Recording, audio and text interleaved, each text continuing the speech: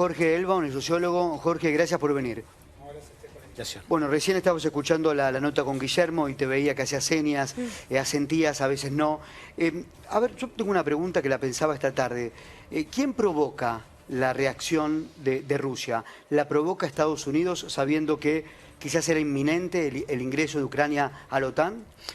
Lo que está sucediendo es la continuidad de una guerra que empezó hace 10 años, en el 2014, con un golpe de Estado dentro de Ucrania y con la persecución sistemática de los rusos dentro de Ucrania. Ucrania es un país muy grande, tiene 44 millones de habitantes, muy similar a la Argentina. El 60%, entre el 60 y el 70, hablan ucraniano, el 30 y 40 hablan ruso. De todas formas, ambos idiomas son parientes y se puede entender entre ellos, pero todo lo que es el este, el Donbass, la zona del este que es limítrofe con Rusia, se sienten identificados con el espíritu ruso, incluso con la religión ortodoxa rusa. Para darte un dato, hace 14 años empiezan a perseguir a la ortodoxia rusa y hace 4 años Ucrania decide hacer una iglesia ortodoxa ucraniana para negarle la identidad espiritual que tiene más de 1000 años, ¿no?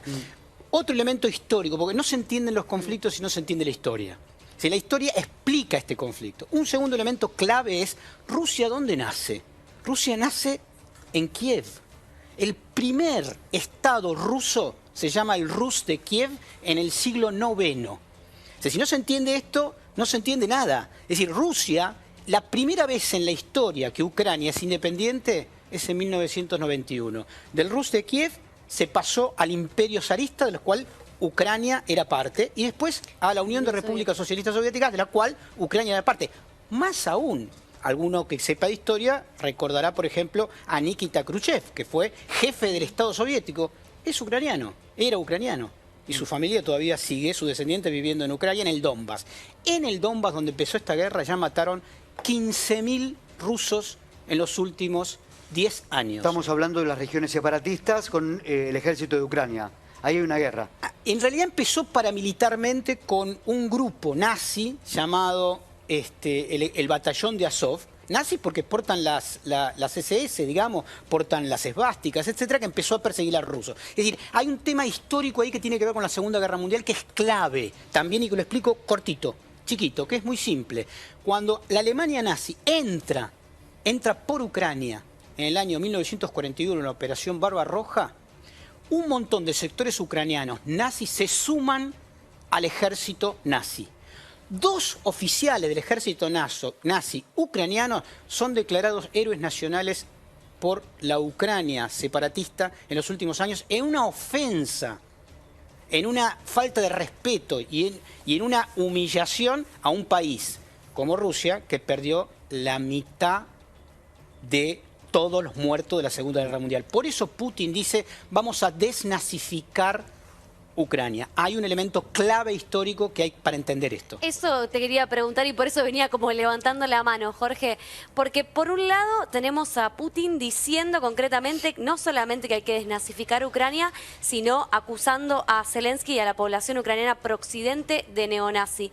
¿Cuánto hay de extrema derecha? Porque tengo entendido, corregime si me equivoco, que en el Euromaidán, también esas protestas allá por 2014, también había mucho excombatiente de extrema derecha. Entonces, para entender un poco lo que es la sociedad ucraniana. Y por otra parte, vos dijiste y empezaste haciendo un revisionismo histórico necesario. ¿Es acaso, podríamos decir, Putin un nostálgico de aquella Unión Soviética antes del 91? No, yo diría que es más un nostálgico del Imperio zarista más que de la Unión Soviética. Es decir, Rusia incluía a Ucrania en aquel momento y es un continuador de Rusia, digamos. Él reivindica en todo caso esa historia que tiene que ver con, insisto, 1000 y pico de años, con una religión de Estado, que es la ortodoxia rusa, con el patriarcado de Moscú, con un idioma y con un país, esto es lo más importante para entender, que ha sido invadido 20 veces, ha peleado contra Japón en Manchuria, perdido 2 millones de personas, perdido 30 millones en la Segunda Guerra Mundial, invadido por Napoleón.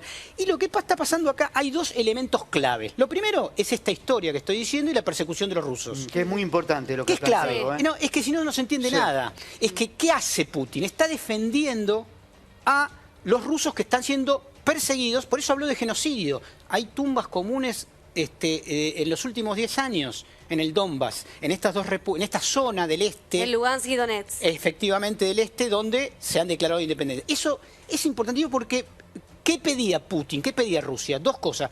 Dejen de perseguir a los rusófilos que hablan ruso y denme la garantía de que ustedes no van a ser parte de la OTAN. Y este es el segundo elemento clave, pero no se explica bien. ¿Por qué? Porque desde que dejó de existir la Unión Soviética, dejó de existir el Pacto de Varsovia, que era la contracara de la OTAN. Cuando Gorbachev se va a Alemania y acepta la unidad alemana, se hace un compromiso de que iba a desaparecer la OTAN, pues ya no tenía sentido, no existía más el Pacto de Varsovia, no existía más la URSS, no había más un problema ideológico. Bueno, desde ese momento hasta hoy hay 15 nuevos países, todos curiosamente rodeando a Rusia. 15 nuevos países. Ucrania era el 16. Putin dijo, hasta acá llegamos. Claro, esa es la debilidad que huele Putin, ¿no? A la hora de tomar esta decisión. Sí, yo no sé, la verdad es que esto tiene que ver con un tema geopolítico en la relación Estados Unidos-China-Rusia. Rusia renace de sus cenizas luego de un suicidio colectivo de la disolución de la URSS, que perdió un tercio de su territorio, entregando independencias, todo el sur, entre ellos a Ucrania. Todo, porque Azerbaiyán, Turkmenistán, etcétera, son ex repúblicas socialistas soviéticas. Eso se termina. En los últimos 20 años, Putin moderniza las Fuerzas Armadas, vuelve a desarrollarse tecnológicamente y dice, nosotros somos un actor que merece respeto y no vamos a aceptar que se nos siga amenazando con cohetes en la puerta de casa. Ucrania está a 5 minutos de un misil, Kiev, a 5 minutos de un misil de Moscú. No se puede aceptar. Jorge, pero... quiero dar un ejemplo clave a nuestro, argentino. Sí. Nosotros dentro del territorio argentino está la OTAN, hoy, en Malvinas. Un país miembro de la OTAN, que se llama el Reino Unido de Gran Bretaña, está hoy acá en el sur. Hay un país en América Latina que es socio de la OTAN, se llama Colombia. Vamos a suponer que en Argentina, Uruguay, Chile, Bolivia, Perú se suman a la OTAN y amenazan a la Argentina en el marco de tomarnos la Patagonia, etcétera, etcétera. ¿Qué hace Argentina frente a esa amenaza? O vamos a decirlo más fácil. Hubo una vez en la historia, hace 50 años, que hubo misiles soviéticos en Cuba apuntando hacia Estados Unidos. La crisis de los misiles en 1961. ¿Qué hizo Estados Unidos? Dijo, sacan esto porque invadimos, hacemos un desastre. Pero hagamos de cuenta que es México, Puerto Rico, Barbados, Cuba, todos apuntan misiles a Estados Unidos. ¿Qué va a hacer Estados Unidos? Entonces, lo que no se entiende acá es que estamos hablando de un país que no tiene 250 años como Estados Unidos. Claro. Es un país que tiene 1200 años, no tiene día de la independencia porque nunca tuvo que independizarse de nadie. Es importante. Ahora vamos a continuar con la historia y con el presente de Ucrania y Rusia. Creo que es clave esto. Vamos a tomar contacto con Karen Marón, que es corresponsal de guerra. Karen, ¿cómo te va? Estamos con Sofía Barruti. Soy Adrián Salonia. ¿Qué tal, Adrián? ¿Qué tal, Sofía? ¿Cómo están? Yo quisiera hacer un paréntesis, porque estamos hablando de historia, que es muy importante para que todos podamos entender este conflicto, pero vamos especialmente, Karen, a lo que es el trabajo, a lo que significa ser corresponsal de una guerra y los recaudos que hay que tomar. ¿Por qué no empezamos por eso, ¿no? Cuando seguramente a vos te ha tocado cubrir otros conflictos.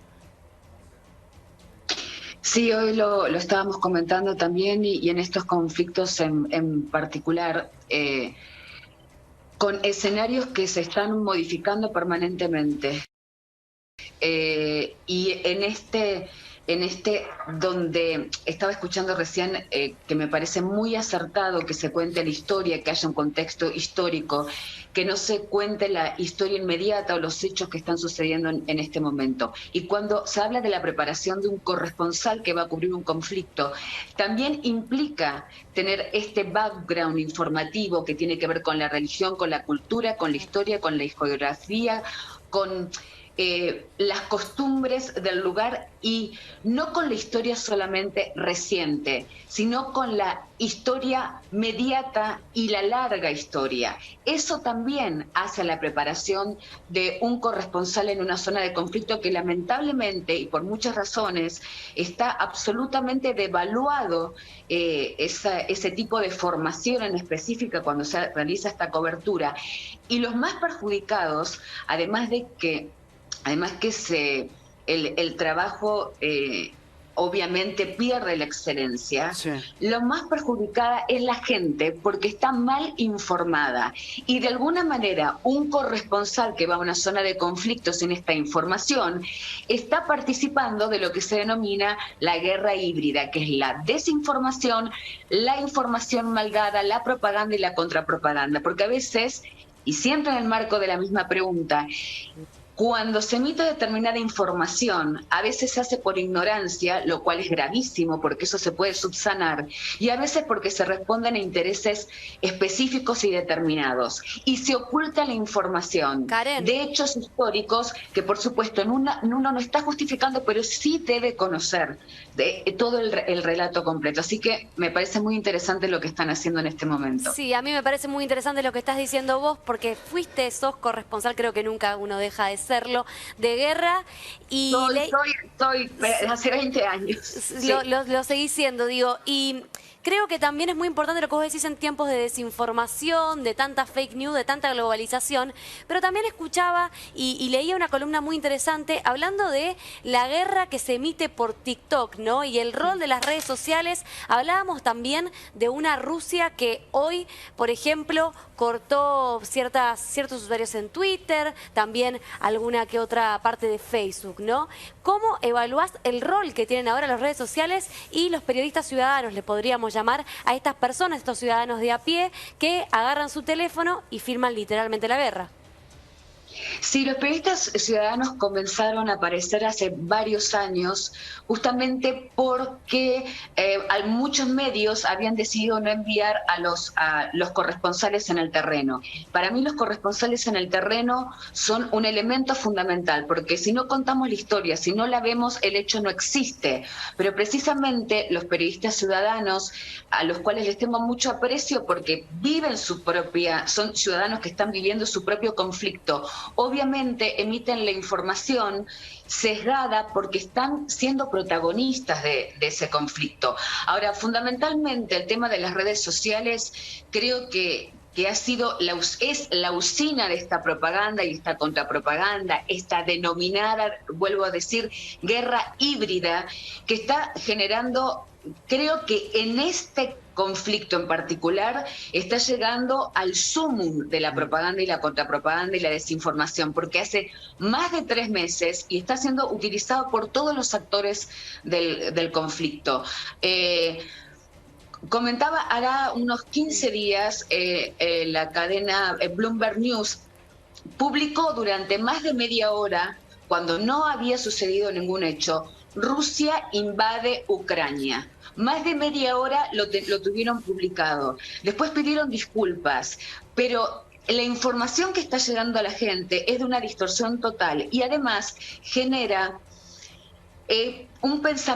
genera pensamiento crítico, porque entre la desinformación que le llega, los diferentes factores a los que está sometido, lo que está generando es temor, miedo y a veces, y en muchas oportunidades, esta desinformación de la que somos responsables, en algunos casos nosotros y en otras no, porque no digo que seamos víctimas, digo claramente, somos responsables en algunos casos y en otros no podemos ejercer la profesión porque estamos limitados por esta... En el caso de las guerras en específico, por ejemplo, se habló mucho de los ciberataques. Bueno, nosotros lamentablemente cuando estamos en el terreno, por eso tenemos que utilizar algunos, en el caso para ingresar a Ucrania en las próximas horas, utilizaremos muchos de nosotros nueva tecnología, que ya lo estamos haciendo hace muchos años, para poder informar, para que la información llegue, porque se ha convertido en algo muy usual que se lo voy a decir en forma obviamente simbólica, que se baje una palanca o se apriete un botón y quedan países enteros. Me ha tocado cubrir países enteros totalmente desconectados. A ver, Karen, un minuto. Entonces tenemos que apelar a otra tecnología, claramente, para que ustedes, nosotros en el terreno les podamos emitir la información a ustedes y ustedes a la gente. No, vamos a darle continuidad a lo que estás diciendo, porque ahí lo veo a Jorge sobre la información, la desinformación en un conflicto bélico. A ver, Jorge. Coincido totalmente con lo que decía Karen, creo que se llama, ¿no? Sí, Sí. Absolutamente, y sobre todo más en este momento donde todas las guerras son totales. Digamos, esto lo que pasa en los medios de comunicación es parte de la guerra. Cuando se muestra, por ejemplo, una imagen de un bombardeo y se dice, Rusia bombardeó, ¿quién sabe si es Rusia o es un misil perdido de defensa de la... Es decir, la verdad es que yo estoy observando muy críticamente, en general, cómo es la cobertura conceptual, no desde el terreno de la guerra, y hay una impronta colonizada mental que hace que la gente tenga una visión absolutamente a favor de la OTAN en relación a este conflicto. Y eso me parece muy preocupante porque efectivamente, como dice Karen, se pierde capacidad de conciencia crítica. Hay un malo que hizo esto porque le agarró un ataque un día, no hay 10 años previos de guerra, no hay asesinatos de rusos durante los últimos 10 años, no hay una amenaza de misiles en la puerta de tu casa, no hay 15 países que se sumaron a la OTAN en los últimos 20 años, no, eso no existe. Aparece simplemente un loco que invadió un país que además, insisto, era Rusia durante 11 siglos. No es que hace 5 minutos. Era parte de Rusia. El 40% sigue hablando ruso y el primer estado ruso que existe nació en Kiev. Sí, perdón, y también pareciera que las guerras propagadas por Estados Unidos, de alguna manera, como no tienen ese repudio tan generalizado como sí está teniendo esta guerra. Es clave lo que decís. ¿Sabés por qué? Porque nos hemos acostumbrado en el marco de este occidente colonizado de que hay uno solo que puede invadir. De que hay uno solo que tiene el poder. Cuando alguien, como en este caso Rusia y Putin, dice no, de ninguna manera vamos a repartir el poder a nivel internacional de acuerdo a las capacidades que tenemos. Estamos hablando de Rusia, que tiene, para que ustedes tengan una idea, el 50% de todas las bombas nucleares del mundo. Tiene 20-30% más ojivas nucleares que Estados Unidos. O sea, no estamos hablando de un país que bélicamente, no económicamente, porque no económicamente es la décima, tiene el PBI de Italia, más o menos, ¿no? Vamos a hacer la última pregunta a Karen. A ver, Karen, estás escuchando la conversación, a Jorge. Cerrá por donde quieras, ¿eh? Adelante. Sí, muchísimas gracias. Estaba prestando atención a algo que dijo con respecto a las invasiones. A mí me tocó cubrir muchísimas, por ejemplo, Irak, voy a hacer un ejemplo. Irak, permanentemente en esta guerra híbrida, armas de destrucción masiva en Irak. Las armas de destrucción masiva se comprobaron que nunca existieron. O la utilización de la palabra guerra preventiva. No hubo una guerra preventiva, hubo una invasión y una posterior ocupación. Y esto me ha sucedido cubrirlo en forma permanente y en forma consuetudinaria a través de estas 2 décadas. En este caso, hubo, con la palabra invasión precisamente, hace unas 48 horas, o la portavoz de Relaciones Exteriores de China le preguntó a los periodistas en conferencia de prensa, cuando se hablaba de lo que el presidente Vladimir Putin denomina operaciones militares especiales, la portavoz de China le pregunta, reitero, a los periodistas, cuando ellos hablaban de la invasión de Rusia a Ucrania, ¿ustedes decían lo mismo cuando Estados Unidos invadió a Afganistán y a Irak? También que fueron situaciones diferentes, pero de todas maneras hizo una intervención en Afganistán que duró 20 años y sabemos muy bien que con la llegada del poder talibán qué es lo que sucedió.